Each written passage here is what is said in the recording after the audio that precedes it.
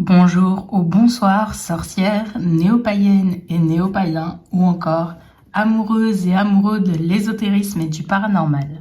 Ça fait un moment que je n'ai pas enregistré de podcast et j'avais très envie de vous parler de ce sujet.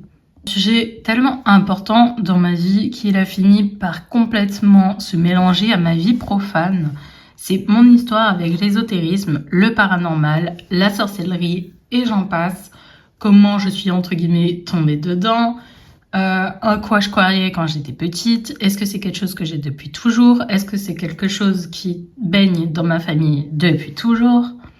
C'est le genre d'histoire que j'adore écouter venant des autres, même qu'on soit dans l'ésotérisme ou pas, notre croyance dans le monde invisible, comment on a commencé à y croire, comment est venue notre foi. Avant que je ne commence à vous raconter mon expérience et ma petite histoire, j'aimerais tout d'abord préciser que si jamais il y a des commentaires insultants ou des gens essayant de me faire changer d'avis, de me dire que Jésus est la voie ou je ne sais quoi, ou que je vais finir en enfer ou d'autres choses de cette manière, ils seront tout de suite supprimés et l'utilisateur ou l'utilisatrice bloqué.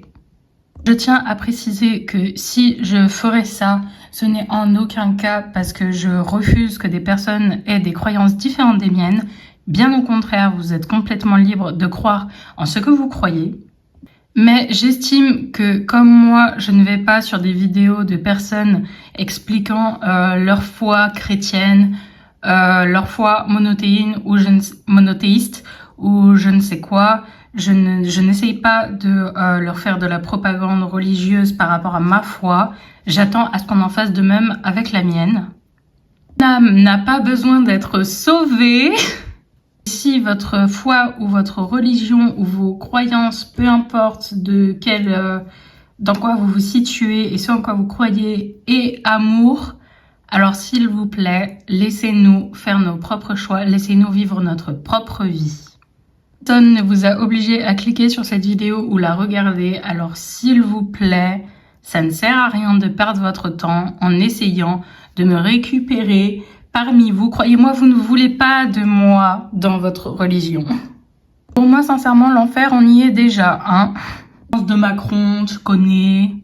Bref, pour tous ceux qui seraient encore ici, et celles, bien sûr, qui seraient encore ici, je ne sais pas combien de temps va durer cet épisode de podcast, alors n'hésitez pas à vous prendre de quoi boire un peu, de l'eau, un café, un thé, ce que vous voulez. Moi perso, j'ai une préférence pour le café. C'est parti, vous allez m'écouter blablater sur ma vie. Déjà, est-ce que c'est de famille? Est-ce que c'est quelque chose qui remonte de ouf dans mon arbre généalogique, ce truc-là de croire au paranormal, d'être un peu dans les eaux, d'être néo-païenne, tout ça? Pas du tout. Je suis vraiment en tout cas que je sache, je suis la première à m'y intéresser, à être dedans. Dans mes ancêtres plus lointains, il y a bien sûr des religieux chrétiens. Ça a dû être le cas dans beaucoup de familles blanches en France, car si vous ne me connaissez pas et du coup vous me découvrez avec ce podcast, vous voyez pas forcément ma tête. Mais je suis une femme blanche née en France.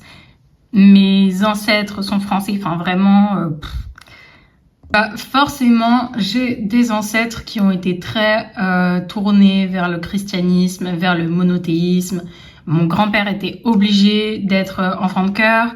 Mon père était obligé d'aller au caté. Ma mère pareil, alors qu'ils y croyaient pas forcément. Enfin, voilà. En fait, je pense que les croyances vraiment profondes religieuses dans ma famille remontent de très loin parce que même mon grand-père qui a baigné dedans depuis tout petit n'y croyait pas et ne se sentait pas à sa place dedans. De l'autre côté de ma famille, du côté de ma mère, je sais que mon grand-père maternel, que je n'ai pas vraiment connu, lui par contre était fan du pape de l'époque.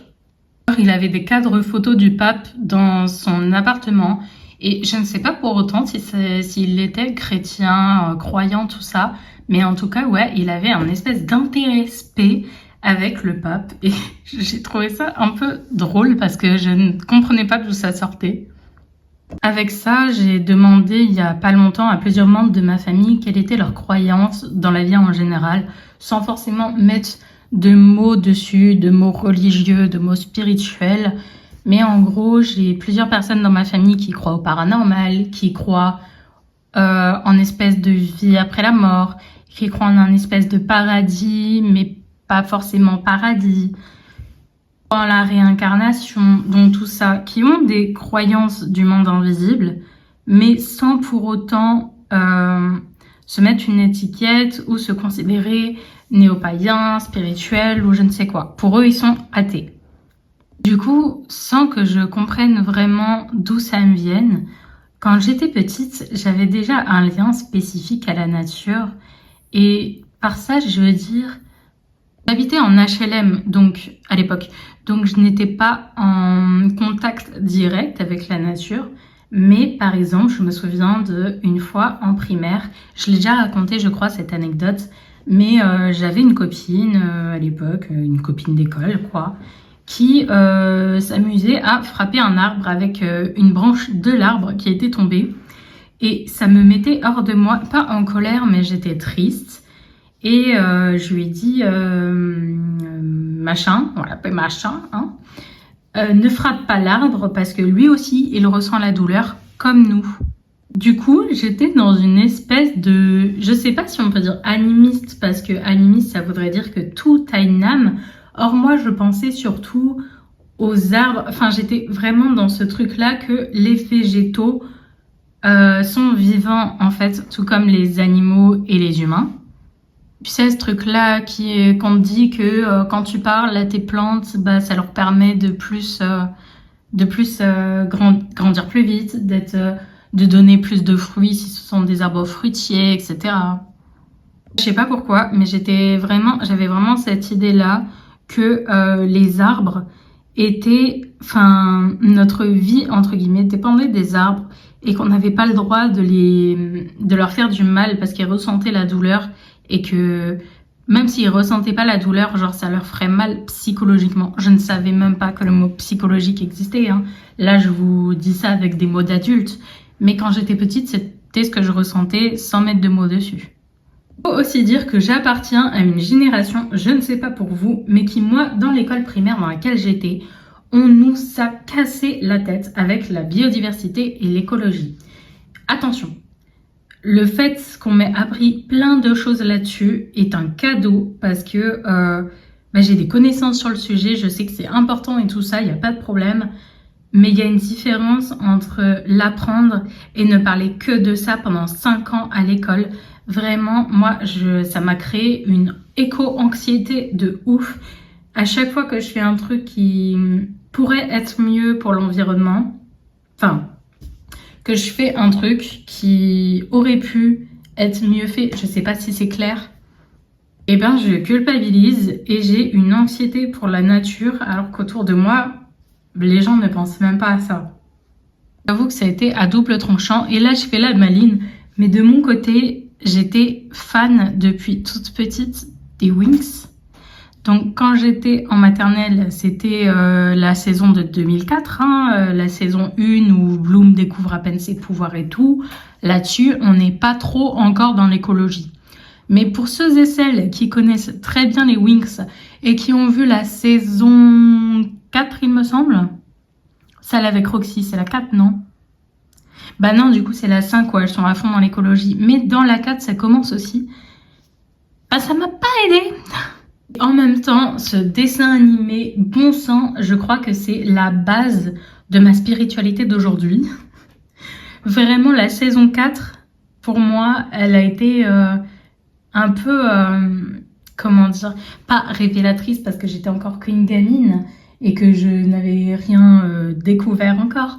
Mais le fait que des fées soient sur Terre, que sur la Terre, genre la Terre sur laquelle on vit, t'as vu, qu'elle ramène la magie sur Terre et tout, ça m'a fait complètement rêver et je me suis dit mais en fait oui, pourquoi pas. En primaire je faisais aussi vous savez ce qu'on appelle les potions magiques là avec des feuilles de tel buisson, de l'eau de pluie, enfin un peu, je sais que dans certains je crois que c'est en En Belgique, par exemple, on appelle ça de la tambouille. Moi, je sais même plus comment on appelait ça. Parfois, on disait qu'on faisait le barbecue avec ça. Parfois, c'est la potion magique. Parfois, c'était la soupe. Moi, j'avoue que j'aimais beaucoup me dire que c'était une potion magique. Je jouais à la petite sorcière, clairement. Et sans que j'explique pourquoi, je sentais qu'il y avait quelque chose dans l'invisible. Que ça soit des fantômes, enfin, un fantôme. Genre une vie après la mort ou quelque chose comme ça. Mais quand t'es petite, bah, tu parles de fantômes, forcément.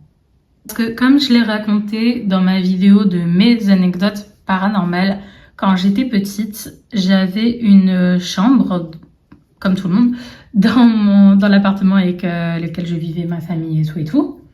Mais j'arrivais pas à dormir dans cette chambre en particulier. Il y avait quelque chose qui m'empêchait de dormir. Et un jour, ma mère s'est dit, vas-y, on va échanger nos chambres. On a échangé nos chambres et je vous assure que le soir même où j'étais dans cette nouvelle chambre, j'ai dormi limite comme un bébé. Je me suis endormie, je ne me suis pas réveillée de la nuit, je n'ai pas été rejoindre mes parents, je n'ai pas été dormir dans le salon. Vraiment, j'ai fait une nuit complète dans cette chambre alors que je n'en faisais jamais dans l'ancienne.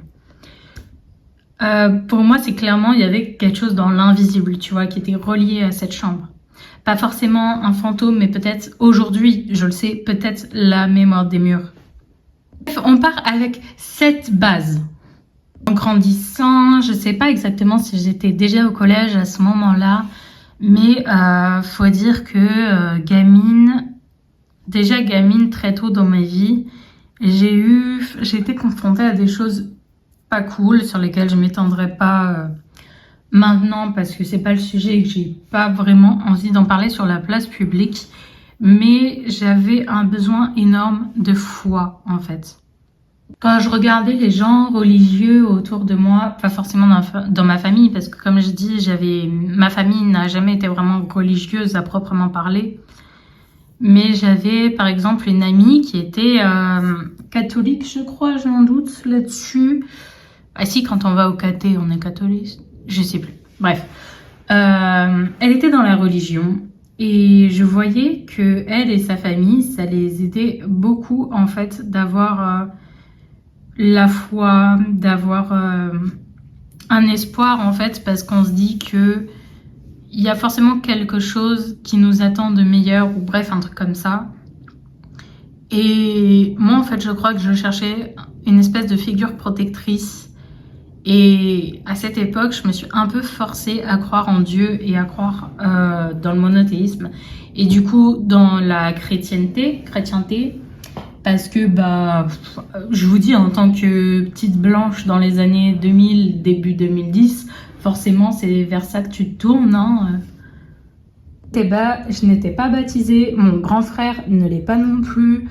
Mes parents ne m'ont jamais emmenée à une messe ou quoi que ce soit. Enfin, vraiment, ça m'est venu toute seule parce que j'avais besoin de foi, en fait, d'espoir dans ma vie et que c'est la seule façon que j'ai trouvé d'en avoir, à part les dessins animés qui parlent de magie. Et j'ai eu beau essayer de me forcer. Par exemple, je me souviens que le soir, ça m'arrivait de me mettre devant ma fenêtre, de regarder le ciel et de me mettre à essayer de prier ou je ne sais quoi.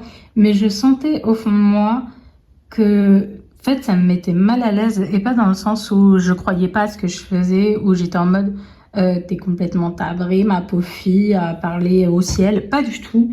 C'était que j'étais en mode... Enfin, il y avait quelque chose qui me dérangeait. Je me sentais pas à l'aise dans...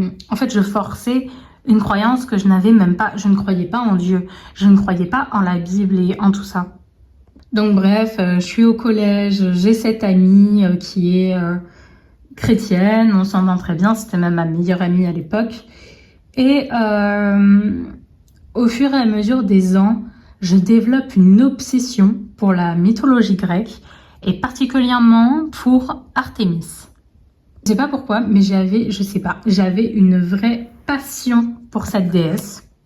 Et pour moi, c'était juste le fait d'aimer la mythologie en elle-même. Il n'y avait pas ce côté religieux, ce côté spirituel derrière. J'étais pas païenne. Je n'avais même pas conscience qu'on pouvait vraiment les prier, ces entités-là, au final. Parce que j'avais grandi dans un monde monothéiste, même si j'étais athée à l'époque. Enfin, vous devez savoir de quoi je parle, hein. Vous avez dû passer par là aussi. C'est dans un pays, à l'époque seulement entouré d'églises et de une ou deux mosquées, vraiment synagogues, je sais même pas, c'est une dinguerie. Enfin, je veux dire, t'es entouré par le monothéisme. Tu penses que la seule religion, la seule foi possible, c'est le monothéisme. Du coup, pour moi, cet amour des déesses grecques, on va pas se mytho plus que Dieu, bah, de la mythologie, c'était juste un amour mythologique en termes, par exemple, de légende. Je ne voyais pas le côté religieux derrière. Je continue à grandir et les choses que j'ai vécues quand j'étais petite ressortent un peu et j'ai toujours besoin de connaissances, j'ai toujours besoin de vérité et par vérité, j'entends de ma vérité, de trouver un sens à tout ce qui m'entoure. J'ai besoin aussi de toujours cette figure protectrice et j'entends parler du luciférisme et boum. J'entends parler de l'occulte et de tout ça et je commence à m'intéresser à la figure de Lucifer, non pas dans tout ce qui est la Bible, etc., mais vraiment de manière extrêmement littérale. Je vous conseille la vidéo de culture sur Lucifer pour que vous compreniez où je veux en venir. Mais en gros, Lucifer à la base est quand même un nom commun, un adjectif signifiant qui porte la lumière, qui porte la connaissance. Et pour moi, quand ton nom veut littéralement dire qui porte la lumière, tu ne peux pas être le mal, en fait.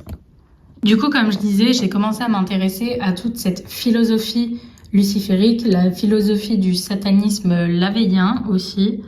Et j'ai commencé à me poser plein de questions sur le monothéisme, sur certaines choses qui me paraissaient un peu déroutantes. Par exemple, mais si Dieu nous veut du bien, si c'est vraiment lui, l'amour, etc., pourquoi il laisse des enfants mourir? Pourquoi il laisse les guerres se faire? Pourquoi, en fait? Bref, j'étais vraiment en train de questionner le bien et le mal. Et la figure de Lucifer, pour moi, ne représentait ni le bien ni le mal. Il représentait avant tout un peu ce symbole de « je ne prétends pas être au-dessus des autres, je ne prétends pas être bon ou mauvais, je suis comme vous, je suis entre guillemets humain, il peut m'arriver de faire le bien et le mal, et l'important c'est, comment dire, l'important c'est d'apprendre à réfléchir, c'est de remettre en cause, c'est de pas être le mouton qui va se dire, lui il a dit qu'il me veut du bien, donc il me veut forcément du bien, donc je vais écouter ce qu'il va me dire, et je vais vivre entre guillemets à son crochet. Non, moi, ça m'apprenait un peu l'indépendance et le fait de remettre en question. Donc voilà, ensuite, je passe au lycée. Et là, je quitte la ville dans laquelle j'ai fait ma primaire, mon collège. Je déménage et je ne suis plus du tout avec les gens avec qui j'étais au collège. C'est un peu le moment pour moi de me réinventer en termes de, pas de personnalité, mais en gros, j'ai le droit d'être qui je veux. Personne ne se souvient de la petite que j'étais.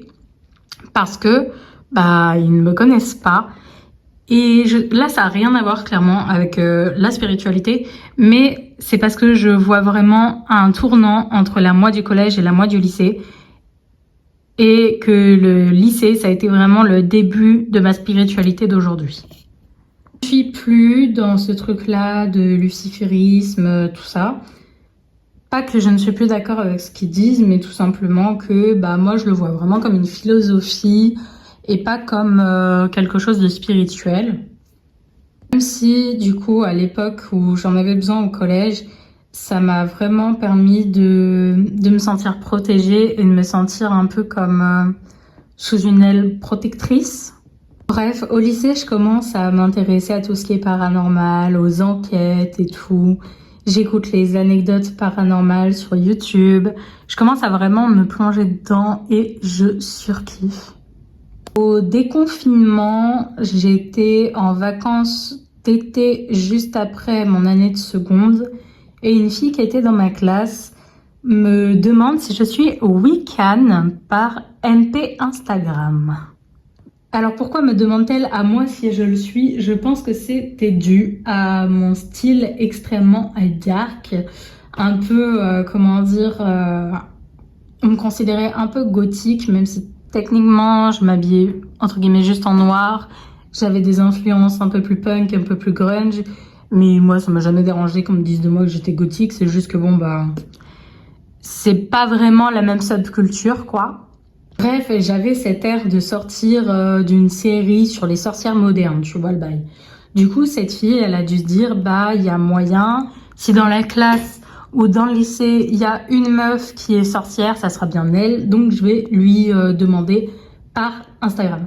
Moi, je n'avais jamais entendu parler de la Wicca, je n'avais jamais entendu parler de la sorcellerie moderne. Pour moi, vraiment, la sorcellerie, c'était ce qu'on voit dans les films, c'était Sabrina l'apprentie sorcière, c'était sans que je connaisse à l'époque, c'était un peu comme dans Charme, tu vois, c'est vraiment quelque chose de très surnaturel, extrêmement fantasmé.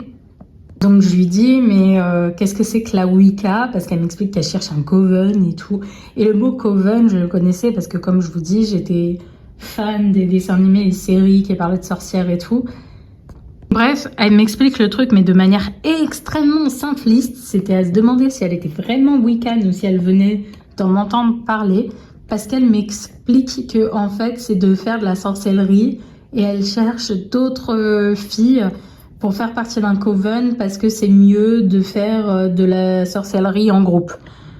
Donc moi, là, je me dis, oula, avec qui je suis en train de parler? Je vous répète, je ne connaissais pas encore ce côté-là de la sorcellerie, hein, naturelle, j'entends. Je ne connaissais pas l'ésotérisme, je ne connaissais pas tout ce qui était organisme, spiritualité, enfin tout ça c'était dans un autre monde encore pour moi. Et cette fille me l'a vendu comme on est des femmes qui se regroupent en cercle pour faire de la sorcellerie. Elle m'a pas parlé du dieu cornu, de la grande déesse, elle m'a pas parlé des sabbats, elle m'a pas parlé de la nature, de tout ça, enfin de tout ce côté spirituel qui est dans la Wicca. Elle m'a juste parlé de je veux faire des sorts et il me faut des gens avec qui pratiquer. Basta. Du coup, elle m'a fait peur un peu. Elle m'a fait peur sur le moment et en même temps, j'ai dit attends, comment ça, il y a vraiment des gens qui pratiquent la sorcellerie. Du coup, c'est un peu elle, sans le savoir, qui m'a mis sur la voie de la sorcellerie. Juste après ça, ma belle-sœur de l'époque avait acheté un livre sur Amazon auto-édité sur des sorts. Sans même d'abord se renseigner sur protection, purification, tout ça, elle a vraiment acheté...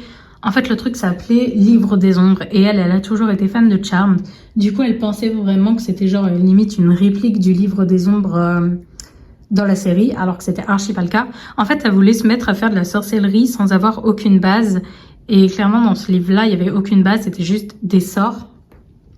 Des sorts qui étaient rangés par type de couleur, genre magie blanche, magie rouge, magie noire. Déjà, moi, ça, je trouve ça extrêmement red flag, parce que pour moi, il n'y a pas de magie blanche, il n'y a pas de magie noire, il y a juste de la magie et ce qu'on en fait. Et peu importe le sort qu'on va faire, il va avoir des répercussions soit positives, soit négatives, suivant dans quel spectre on va se situer. Bref, c'est pas le sujet de ce podcast. Et au final, elle s'est rendue compte que ça avait rien à voir avec la série Charmed et du coup, elle m'a donné le truc. Et ça m'a permis de faire beaucoup de recherches. Ça sera après le lycée. En attendant, je commence à m'intéresser aux oracles, à l'astrologie, à la lithothérapie. Je commence à vouloir acheter des bracelets de perles.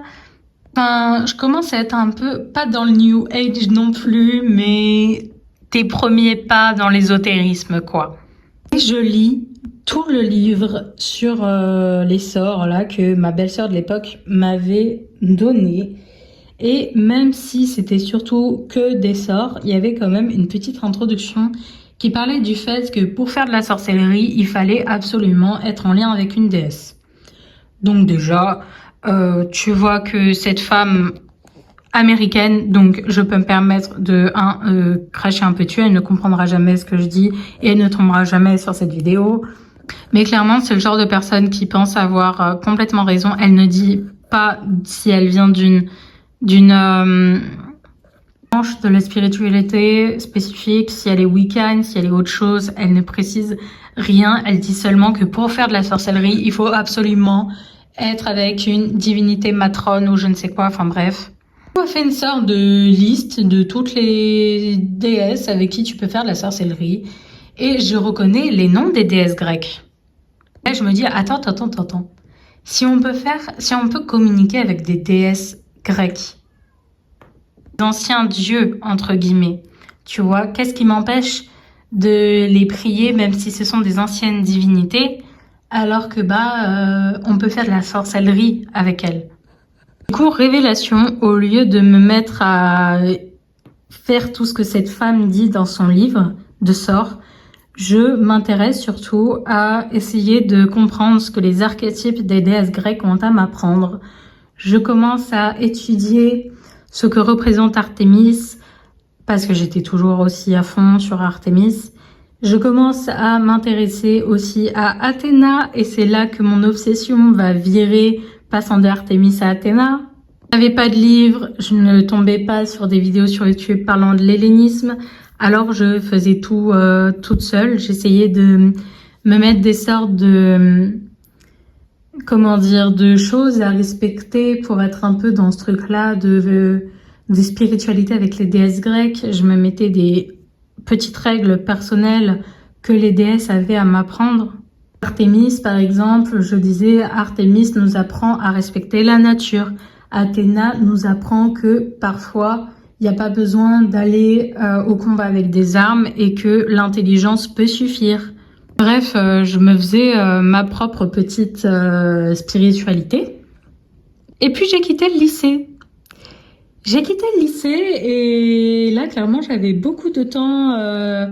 J'avais beaucoup de temps libre étant donné que j'ai décidé de ne pas faire d'études sup et que rechercher un boulot c'est compliqué. Enfin bref, j'avais beaucoup de temps libre.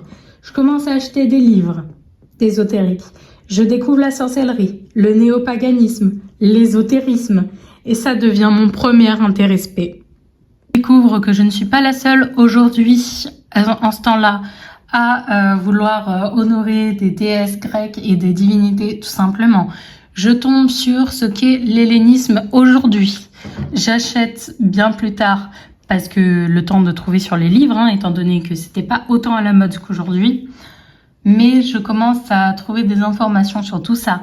Au fur et à mesure, la chaîne de Ferrystone d'Olympe, mais la chaîne tournée vers l'ésotérisme, sort. Je découvre ce qu'est la Wicca. Enfin, vraiment, je commence à me faire une énorme... je commence à découvrir plein de choses. J'apprends la protection, ce qu'est la purification, ce qu'est l'ancrage. J'apprends ce qu'est les chakras. J'apprends un panel de choses et je fais mon premier sort de protection. Et je sais pas, je sens que j'ai un peu trouvé le truc qui va me donner l'impression d'être la plus vivante au monde avec l'écriture. Comme je disais, ça a beaucoup commencé par l'astrologie, ensuite les pierres, et après ça a été au niveau plus, on va dire, religieux. C'était les divinités grecques. Je me suis tournée vers l'hellénisme. Mais au fur et à mesure, j'ai commencé à plus me reconnecter avec mes racines, étant donné que ça, je ne l'ai pas dit, mais mon père et ma famille paternelle est bretonne. Et la Bretagne est la région de France qui a gardé le plus de ses, on va dire, racines celtiques.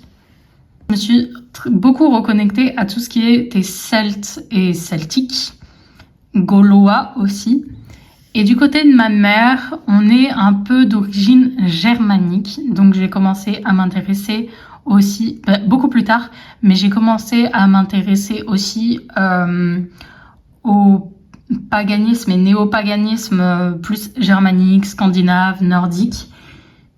Et j'ai fait un peu un mélange de tout ça, étant donné que je suis moi-même un mélange de ces deux parties.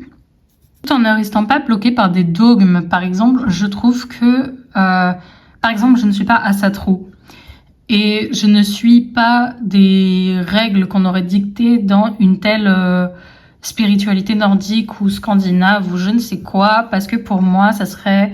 Enfin, moi, je refuse d'être dans des dogmes, de faire des choses qui ne font pas de sens pour moi. Et en plusieurs années, là, ça fait... Allez, depuis juillet, ça fait bien 2 ans que je suis vraiment dans la sorcellerie, en tout cas, que j'ai commencé à être sorcière et à faire des sorts, quoi. Et du coup, je mets aussi un peu que ça fait 2 ans que je suis dans la spiritualité, sachant que j'en apprends tous les jours parce que comme je dis, c'est mon intérêt spé et que j'ai du temps libre étant donné que je travaille de chez moi et que, enfin voilà, ça fait aussi partie de mon travail de m'intéresser à tout ça. Je me suis mise au pendule, je me suis mise à tirer des cartes, à m'intéresser encore plus au paranormal, à essayer de chercher ce que c'est la réincarnation, les vies antérieures. En quoi croyaient les Celtes, est-ce que les chakras, j'ai aussi beaucoup déconstruit beaucoup de choses en 2 ans sur l'appropriation culturelle dans la spiritualité. Par exemple, au tout début, je dois l'avouer, quand je me suis intéressée aux pierres, j'ai voulu de la sauge blanche pour les purifier parce qu'on n'arrêtait pas de me dire que c'est ce qu'il fallait pour purifier les pierres à l'époque. Donc j'en ai pris, puis on m'a appris tout simplement le fait que c'est de l'appropriation culturelle, que niveau écologique c'est pas ouf, etc. Enfin bref, j'ai appris, hein. Et il m'en reste toujours parce que c'est c'est quand même des gros bâtons, donc je vais pas les jeter, je vais les utiliser maintenant que je les ai. Par contre, ça fait un bail maintenant que dans ma tête, non, je ne vais plus en acheter. Tout comme je n'achèterai plus de pierres, tout simplement, pour des raisons tout aussi éthiques. J'ai appris aussi qu'en Europe, on ne peut pas parler d'animaux totems, pas dans le sens où c'est interdit, mais simplement que ce n'est pas notre culture. J'ai appris à déconstruire beaucoup de choses que je disais au début de ma découverte de la spiritualité, comme beaucoup en fait. La première chose que tu découvres quand tu t'intéresses à la spiritualité, c'est quand même le New Age, je pense, à moins que tu aies des gens dans ton entourage qui aient déjà les pieds dedans, mais c'est normal de passer par le New Age en fait, parce que déjà c'est grave à la mode, d'autant plus que j'ai oublié de le dire, mais avant de m'intéresser à l'aspect plus invisible de la spiritualité, j'étais un peu dans le développement personnel, j'avais plusieurs livres, des livres qui voulaient tous dire la même chose et je vous invite à écouter l'épisode de podcast où je dis que qui parle justement de mon avis sur le développement personnel alors que je suis dans l'ésotérisme et la spiritualité. C'est pas très récent, mais je crois que j'ai pas vraiment changé d'avis sur le sujet. Pour résumer, en gros, je dis que les livres de développement personnel, c'est extrêmement... tout le pouvoir est en toi et que c'est un peu, pardon si vous êtes dedans et que vous aimez ça, hein, mais que c'est un peu trop facile, qu'on vit dans un monde où on vit en société et donc les actions de nos pères, j'entends les gens autour de nous, pas de nos papas, vont avoir des conséquences sur les nôtres et que donc nous n'avons pas le plein pouvoir de notre vie. Par exemple, si Macron décide de faire casquer par les taxes, et ben malheureusement il va nous faire taxer par les taxes.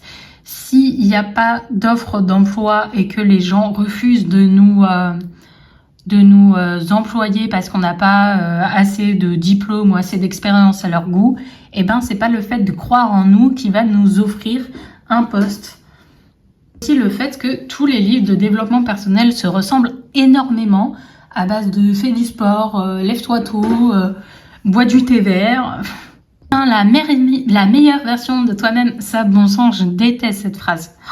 Vraiment, en plus c'est tellement, mais je trouve culpabilisant parce que le jour où tu vas te sentir mal, où tu vas pas réussir à penser positif, parce que on n'est pas des êtres positifs ni des êtres négatifs, on est juste des êtres neutres qui vivons des événements à la fois cool et à la fois pas cool et donc c'est normal qu'on ne soit pas que lumière en fait. Rien dans le monde n'est que lumière. Si on voit de la lumière, c'est aussi parce qu'il y a de l'obscurité. Tu vois ce que je veux dire? Ou peut-être pas, mais bon. Enfin voilà, je suis passée par plusieurs thèmes et plusieurs choses pour arriver à une spiritualité aujourd'hui qui se base vachement sur l'écoute de soi-même, toujours ce côté respect de la nature. Par exemple, aujourd'hui, je vis dans une maison juste à côté d'une forêt, même pas juste à côté, c'est vraiment derrière une forêt. Et la chasse, les copages d'arbres, je n'en peux plus.